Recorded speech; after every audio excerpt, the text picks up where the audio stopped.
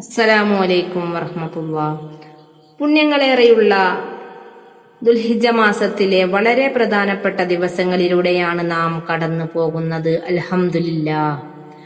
പരിശുദ്ധ റമദാൻ കഴിഞ്ഞാൽ ഏറ്റവും കൂടുതൽ ഇബാദത്തുകൾക്ക് ശ്രേഷ്ഠതയുള്ള സമയമാണിതെന്ന് നാം മനസ്സിലാക്കണം.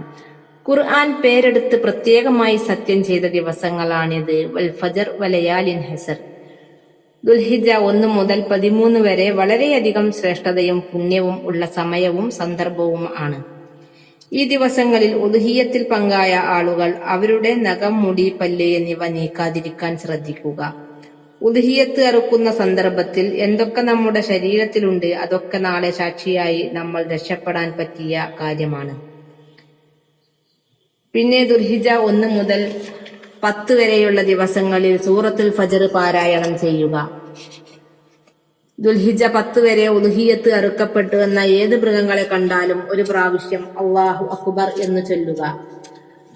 അവയെ കണ്ടാലും അവയുടെ ശബ്ദം കേട്ടാലും അല്ലാഹു അക്ബർ എന്ന് ചൊല്ലുക.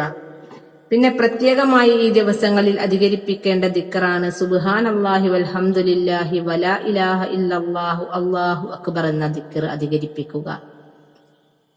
പിന്നെ ദുൽഹിജ്ജ 1 മുതൽ 10 വരെ എന്തെങ്കിലും ഒരു സദഖ ചെയ്യുക. എത്ര ചെറുതാണെങ്കിലും ഒരു ചെറിയ സദഖയെങ്കിലും നൽകാൻ ശ്രദ്ധിക്കുക. പിന്നെ ദുൽഹിജ്ജ് 9 സുബ്ഹി മുതൽ ദുൽഹിജ്ജ 13 അസർ വരെ നിസ്കാരം സലാം വീട്ടിയാൽ ഉടൻ തന്നെ തക്ബീർ ചൊല്ലാൻ ശ്രദ്ധിക്കുക. വളരെയേറെ വിലപ്പെട്ട സുന്നത്താണിത്. ദിക്ർ കൊണ്ടും സ്വലാത്ത് കൊണ്ടും ഈ ദിവസങ്ങളെ പ്രത്യേകമായി ഹയാത്താക്കണം.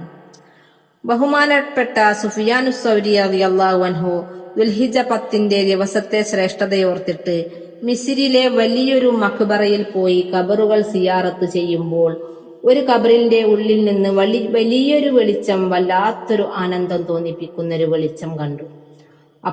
അപ്പോൾ ബഹുമാനപ്പെട്ട സുഫിയാനുസ് സൗരി റളിയല്ലാഹു അൻഹു ഇങ്ങനെ നോക്കി നിന്നു. ആ സമയം ആ ഖബറിന്റെ ഉള്ളിൽ നിന്നും ഒരു വെളിയാളം വന്നു. ഇതുപോലത്തെ പ്രകാശം നിന്റെ ഖബറിലുണ്ടാവണം എന്ന് നീ ആഗ്രഹിക്കുന്നുണ്ടോ? ഫഅലൈക ഫിസ്സിയാമി ഹാദിഹിൽ അയ്യാം. ദുൽഹിജ്ജ 1 മുതൽ 10 വരെയുള്ള ദിവസങ്ങളിൽ നോമ്പെടുത്തോ. അതിന്റെ ഫضലാണ് ഞാൻ ഈ അനുഭവിക്കുന്നതെന്ന് അള്ളാഹു നമുക്ക് തൗഫീഖ് നൽകട്ടെ. ദുൽഹിജ്ജ 1 ആദം നബി അലൈഹിസ്സലാമിന്റെ തൗബ അള്ളാഹു സ്വീകരിക്കുന്നത്.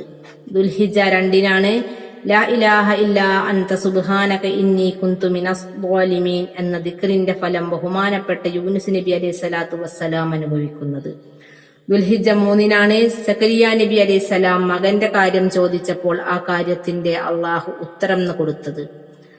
ദുൽഹിജ്ജ 4 സയ്യിദുന ഈസാ അലൈഹിസ്സലാത്തു വസ്സലാമിന്റെ ജന്മം നടക്കുന്നത്. മൂസ അലൈഹിസ്സലാത്തു വസ്സലാം ജനിക്കുന്നത് ദുൽഹിജ്ജ 5 ദുൽഹിജ്ജ 6 മുഹമ്മദ് മുസ്തഫ സല്ലല്ലാഹു അലൈഹി വസല്ലമ തങ്ങൾക്ക് ഒരുപാട് ഖൈറാത്ത് അള്ളാഹു കൊടുക്കുന്നത്.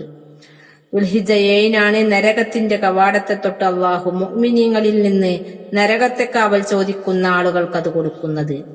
ഇങ്ങനെ ഓരോ ദിവസങ്ങൾക്കും വല്ലാത്ത പ്രത്യേകതയാണ്. കഴിയുന്ന ആളുകളെല്ലാം ദുൽഹിജ്ജ 9 വരെ നോമ്പെടുക്കാൻ ശ്രദ്ധിക്കുക. ഒരു ദിവസത്തെ നോമ്പിന് ഒരു കൊല്ലത്തെ നോമ്പിന്റെ കൂലി ഉണ്ടെന്നാണ്. അറഫ ദിവസത്തിന്റെ നോമ്പിന് നമുക്ക് 2 കൊല്ലത്തിന്റെ കൂലിയാണ് ലഭിക്കുന്നത്. അപ്പോൾ മൊത്തം 10 കൊല്ലം നോമ്പ് നോറ്റ കൂലി കിട്ടാനുള്ള ഒരു അവസരമായി ഇതിനെ കാണുക. ദുൽഹിജ്ജ മാസമാണ്.